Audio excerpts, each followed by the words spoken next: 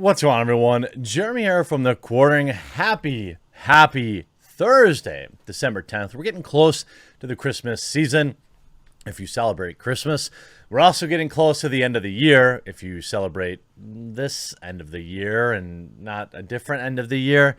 Well, in America, I'll say, and most of the West. I hope you're having a wonderful day, and thank you so much for helping me reach 1 million subscribers. Now, Cyberpunk 2077 released to the plebs last night. You know, games journalists have had the game for weeks, and some lucky gamers got it early when Best Buy shipped it.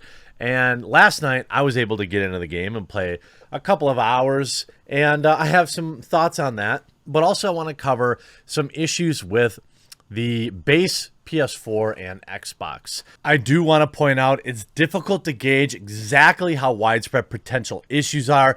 Given the power of social media, a few hundred people having issues can feel like many thousands. We also know that Salty Games Media is thirsty for any possible reason to tear down this game because we all know they hate CD Projekt Red. So patience will be key here, and not overreacting, I think, is the best play. If you have to wait a few days to play the game, if you want to let them get a patch 2 in, we've already waited many years, so it's probably not going to be the end of the world. In the meantime, I have an amazing deal from Displate, which goes directly to supporting the channel, and some amazing deals on Cyberpunk merch. Check it out. Huge shout out to this video's sponsor, Displate. Now I'm reorganizing my set and I brought in a brand new collection of a ton of Cyberpunk 2077 inspired designs, which are all on sale. Wake the f up, samurai. Exclusively using my link. 1 to 2 Displates, you save 30% off. 3 or more, you get 37% off. And look at that. Oh my god. There's even the quartering designs. There's 5 different quartering designs that you'll see if you follow my link. And there are numerous Cyberpunk 2077 designs, Marvel, outdoor images, sports stuff, whatever you could possibly be into.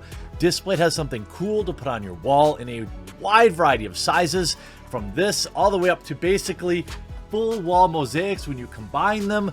And I have a huge thank you for all of you who have supported Displate throughout this year. They make an amazing gift, and if you're stuck inside like most of us are, they make a great way to spruce up your walls. They mount magnetically, so you don't have to stick any holes in your wall. Plus, you can swap them in and swap them out as the season goes, create your own designs, and have a ton of fun with it. Make sure you support the channel and support your boring walls or somebody else's by using the link in my pinned comment below, and pick up some Displates and save huge. There have been a lot of complaints about the fidelity of the game on these consoles, and I think that they are valid. I also think that Cyberpunk put themselves, intentionally or not, in a very difficult position because they had to release the game for, what, 6 different platforms, essentially? You know, PS4, PS4 Pro, I don't know how different those might be, Xbox One, Xbox One X, PS5, Xbox Series X, and PC. So 7 on launch day. And I think that CD Projekt Red absolutely has a history of supporting their games, and I'm 100% confident that they will improve things, both on the base consoles, as well as some of the many glitches that people are facing even on next-gen consoles and on PC.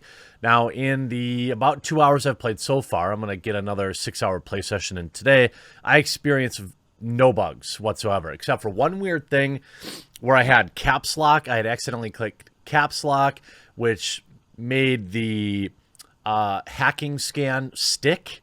Luckily, somebody in my Twitch chat had seen someone else do that earlier in the day and told me what was wrong. That's a bug, probably doesn't affect a lot of people, but I mean, there's no reason for it. And it was bizarre at the time. I was about to close the game. Also, I understand that probably the first couple hours of the game are the ones that will have the fewest bugs, and most of the bugs will be experienced later in the game. In particular, we see some end game bugs where people can't even play the final boss. And also, again, I have full confidence that CD Projekt Red will fix these. I think a lot of these will be fixed today in a patch and over the next couple of weeks.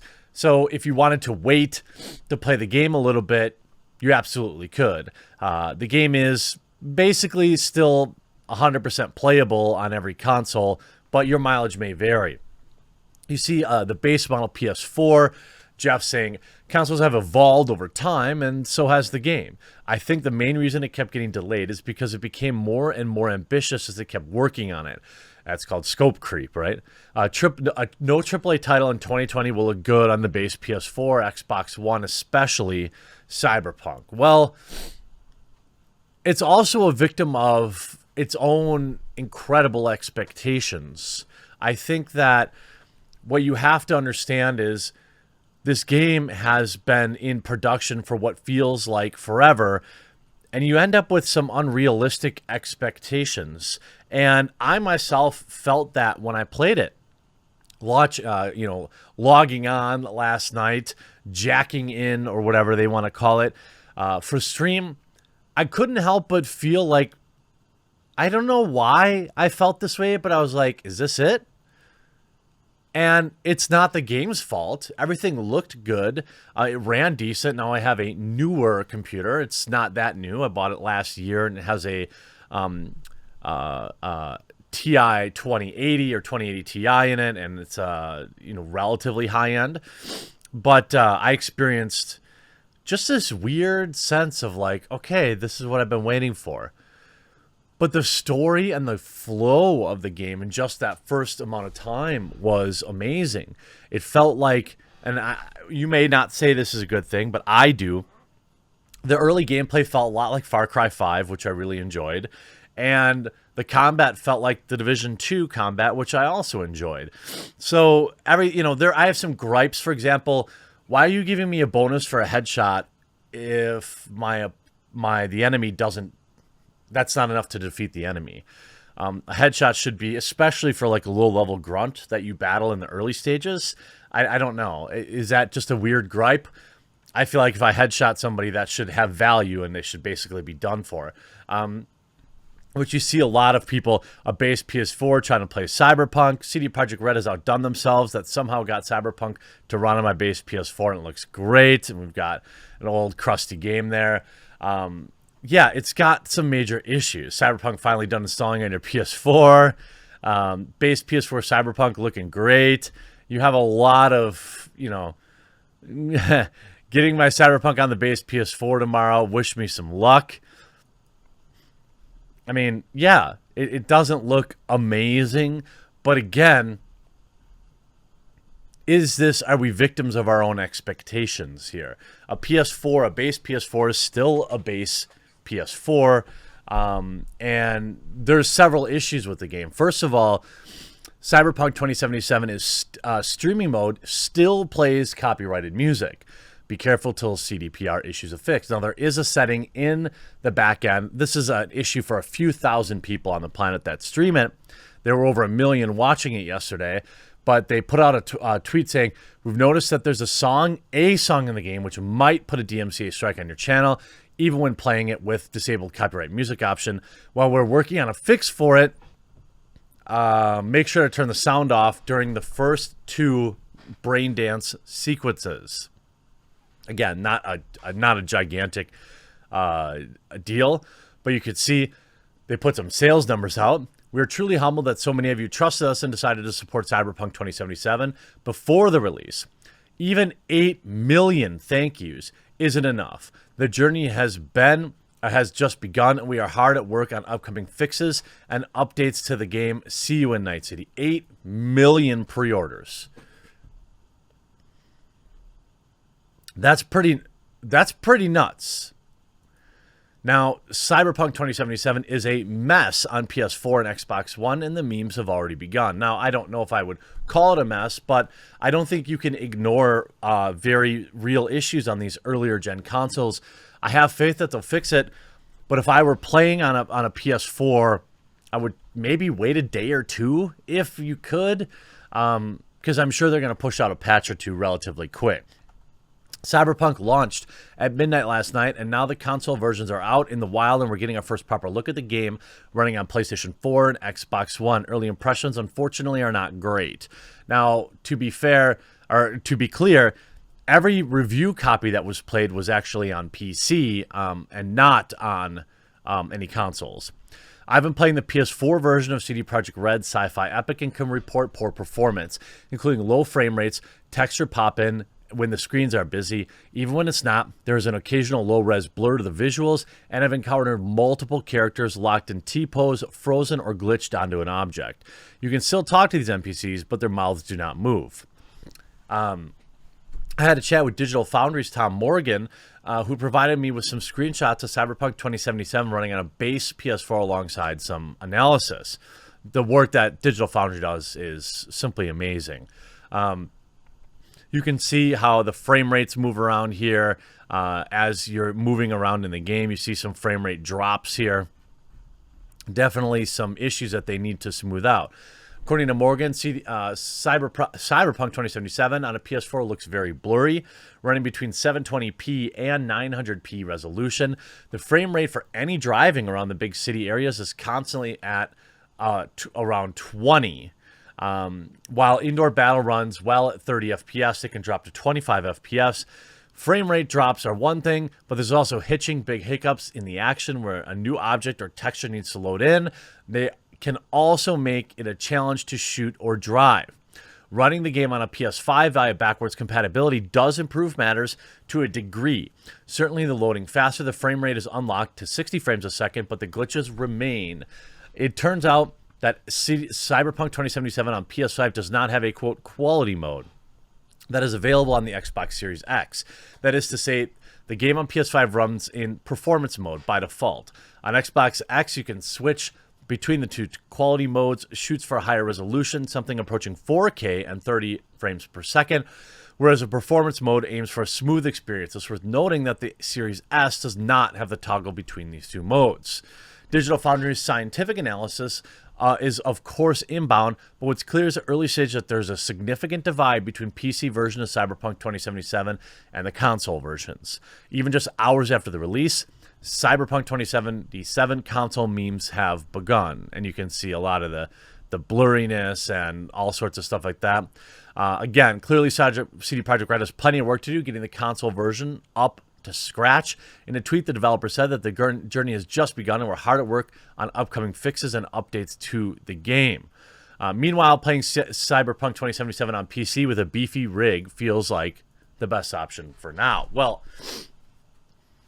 I mean, it's always kind of the best option, but I'm bummed to say, I'm bummed. There's a lot of people out there with base Xboxes and PS4s, given the availability or unavailability of next-gen consoles that have also waited just as long as we have, and to get what feels like a subpar product at launch, especially after 3 delays, is unfortunate. Now, I am fully confident that CD Projekt Red will fix this and fix this quickly, but it's a little hard to not be disappointed, especially given that we've had multiple delays leading up to this. You see, Cyberpunk 2077 shines on next-gen consoles and Stadia, but older hardware struggles. Hands-on with the game on PS5 and Stadia. PlayStation 5, the first thing you need to note is there actually isn't a PS5 version of Cyberpunk 2077, at least not yet, as full next-gen upgrades are not expected until next year. Again, another reason to consider waiting if you haven't purchased it yet. Instead, I've been running the PS4 version on the PS5. Performance-wise, it's been great. After 4 hours of play, I haven't noticed any major frame rate drops, and the visuals are incredible. Unlike the Series X or Stadia, there aren't any performance options on the PS5. Many modern games let you choose between having a higher res frame rate, but it hasn't been a huge loss in my experience. Even during extremely busy moments like a massive shootout or a walk through a tightly packed market street, the game chugged along just fine. It's important to note that it's definitely not the case for older hardware. While I haven't been able to test this, early reports of the PS4 and Xbox versions of Cyberpunk have been something of a mess. Choppy frame rates, weird physics, and intense screen tearing have all been reported. Here are some more PS4 screenshot comparisons, courtesy of Eurogamer, and some Xbox One from Kotaku. If you haven't upgraded to the new Xbox or PlayStation, you may want to hold off or try Stadia. I mean, okay, maybe try Stadia until these issues are ironed out. Well, I'm not buying 2 copies of the game. That said, I ran into a handful of technical hiccups during my time with the game, including one hard crash and another mission I was forced to restart because my AI companion forgot to follow me out of a building. Other issues have been more cosmetic, characters walking through doors, pixelated textures on billboards, and people walking into walls. At one point, I couldn't drive my car because a poor street punk became embedded in it. Yeah, I mean, there are some weird issues. Cyberpunk on Stadia looks good. There's also performance and quality modes. It looks like Stadia might make some inroads here.